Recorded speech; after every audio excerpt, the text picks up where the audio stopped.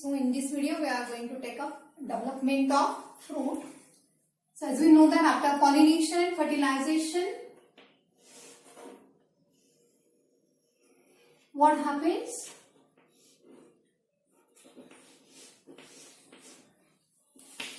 Calyx, corolla, then androecium, gynoecium,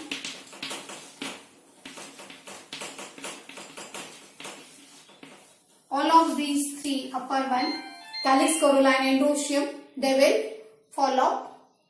Calyx, corolla and androecium will fall off. Then what happens with gynoecium, which consists of such a carpel, the stigma and style, it will fall off. Then what remains? Only ovary remains. So inside this ovary there are ovules like this, isn't it? So that ovules are going to form seeds. We have studied about seeds. And this is ovary. So this ovary enlarges in size to form fruit. Development of fruit, it is triggered by, it's promoted by hormones which are secreted by seeds. So seeds secrete hormones like auxin and cytokinin. Seeds secrete hormones like auxin and cytokinin, so which trigger development of fruit. Okay. So such fruit is formed from ovary. Then what is false fruit and what is true fruit? False fruit and true fruit. So false fruit means what? And true fruit means what? So fruit which is formed from ovary is called as true fruit. Only ovary is involved in fruit formation.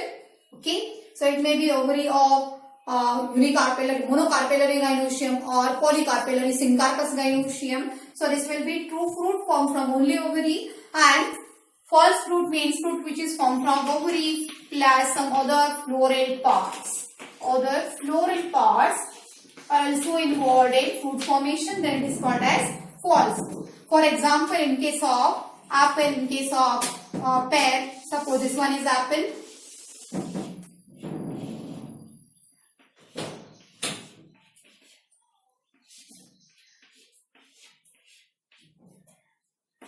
Here seeds are present, isn't it? And this edible part which is present here,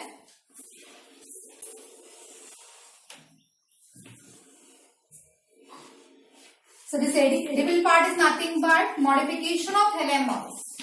So here thalamus grows to form this edible part. In case of pear also edible part is thalamus. In case of strawberry also, edible part is thalamus. So when such other floral parts are also involved in fruit formation along with ovary, then it is called as false fruit. And when only ovary is involved in fruit formation, then it is called as true fruit. Then wall of fruit, it is called as pericarp, which is formed from wall of ovary, that is pericarp. Such a pericarp consists of three layers: epicarp, mesocarp and endocarp. Now in case of suppose mango,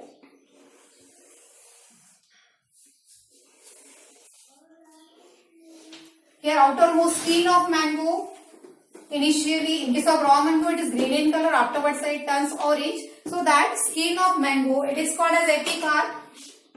Okay. And here inner to the skin of mango there is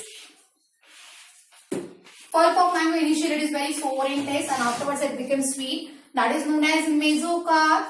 Pulp of mango is mesocarp, and here there will be stone of mango. आंब्याची पोय असणार आहे. So that stone of mango, it is called as endocarp. Inside that stone of mango, actual seed is present.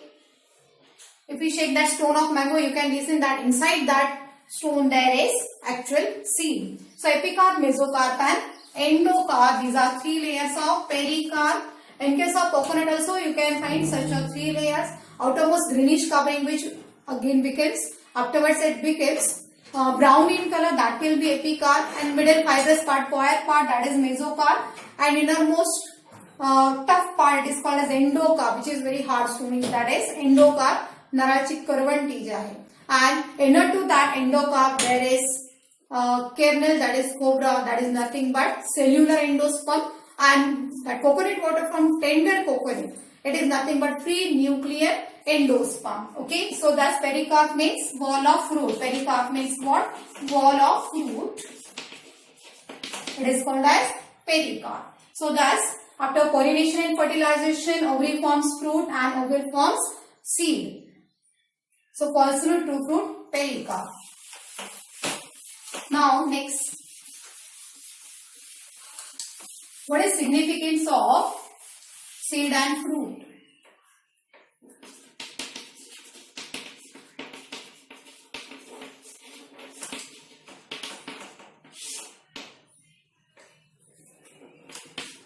Fruit gives nourishment for developing seeds. Fruit gives nourishment to seeds. And fruit gives protection to seeds. Protection to seeds. Then some fruits and seeds have some special structures.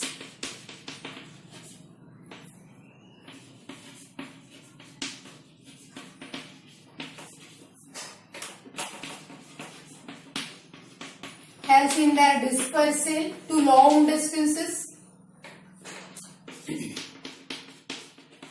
So they can colonize to other places. Okay, there will not be overcrowding. If all seeds of one tree goes down, then all seeds will germinate over there only. There will be overcrowding and all of that seedlings will die, isn't it? Then they will not get proper nourishment and sunlight. So that is why dispersal of seed is also very important. So that dispersal of seed, it is brought about by some special features which are developed by seeds, like that of Pappus calyx in dandelion.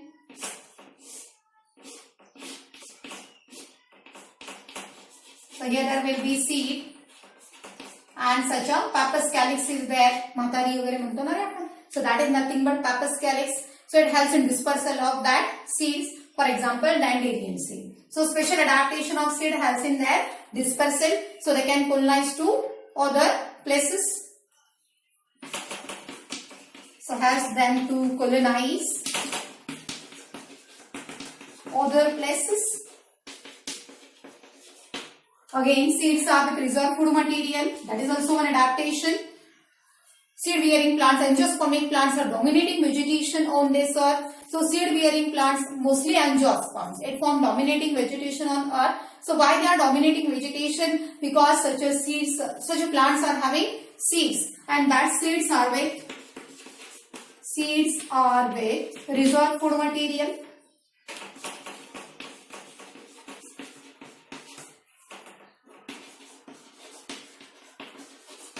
Seeds are with reserve food material. What is use of this reserve food material?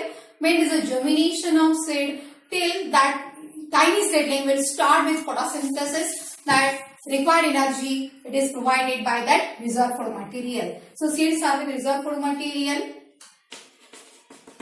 which nourishes seedling, that is tiny plantlet. It nourishes seedling till start of photosynthesis. Start of photosynthesis. Again, seeds are with tough seed coat, protective seed coat. Seeds are with protective seed coat which consists of outer testa and inner tegmen. And such a protective seed coat gives them protection from that mechanical injuries and from harsh environmental conditions like high temperatures, etc. So seeds with protective seed coat, it gives protection to seed, so they can pass over unfavorable conditions and they can germinate when favorable conditions will be there. So thus this is significance of fruit and seed. This is significance of fruit as well as of seed.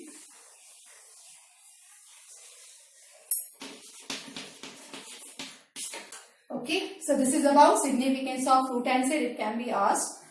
Next one, the seeds have dormancy. Seeds have dormancy. When there is a formation of seed, when seed becomes mature, then metabolic activities of seed will slow down. once seeds are formed, when seed becomes mature, metabolic activities of seed will slow down and embryonic development will also stop. All metabolic activities will slow down and its moisture content decreases. Moisture content of seed decreases. Only 10 to 15% moisture remains in seed. Why? If there is excess of moisture, then what will happen?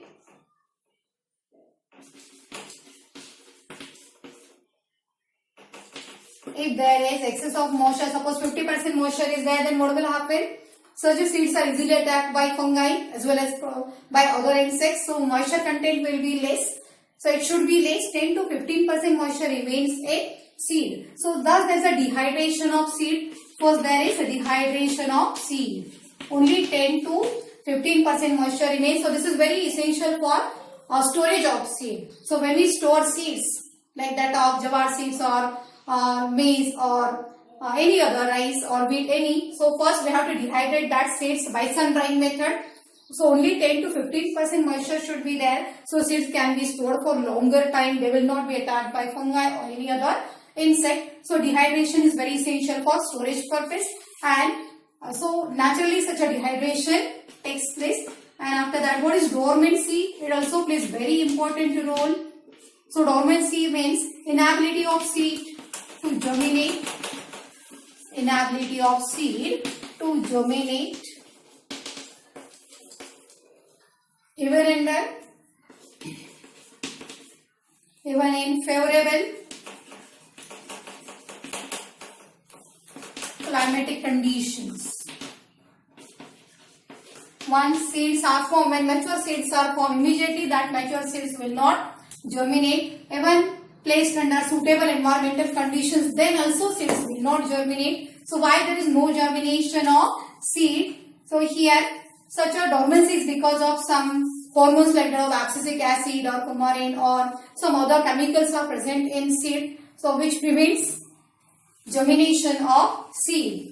Okay, so such inability of seed to germinate even under favorable climatic condition is called as dormancy. So in this dormancy period, seeds are dispersed to longer distances. So seeds get time for that dispersal. Many times along with fruits, some fruits are edible fruits, isn't it? And along with that edible fruits, seeds are dispersed to long distances, and thus in this dormancy period, seed get enough time for their dispersal to longer distances.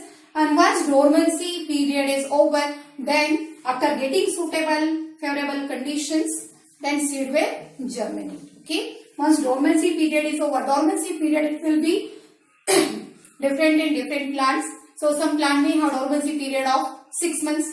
Some plants may have dormancy period of 10 years. Some may have of 20 years. Okay. So thus dormancy period it is different in different plants.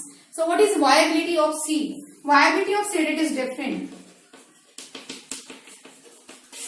Viability of seed, that means ability to germinate. Viability, that is ability to germinate. If we take lotus seed can germinate even after 90 years. That means after 100 years also that lotus seed can germinate. Suppose if we purchase lotus seed, or if we get lotus seed and if we store that seed for 90 years and if we place that seed in water, then after 90 years also lotus seed will definitely germinate. So one example, two examples are given in your book. So what are that two examples? One is for lupine seed, lupinus.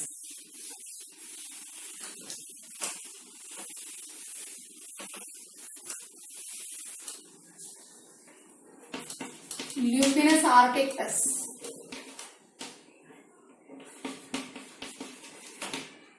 Lupinus arcticus.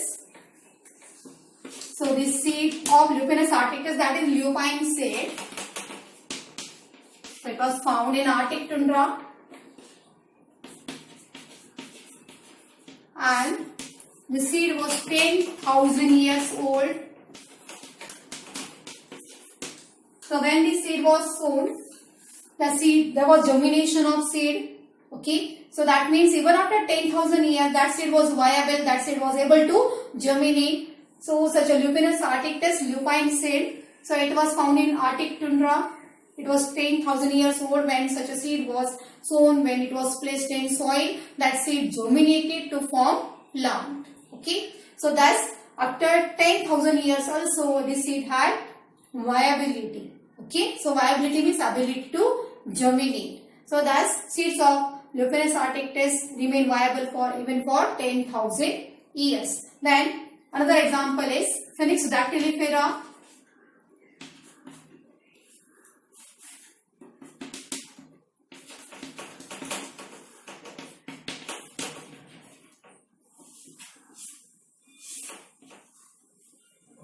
That is date palm. So seeds of Phoenix dactylifera it was found when there was excavation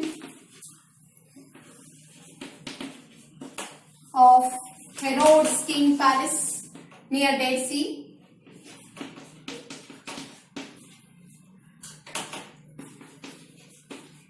Near Dead Sea.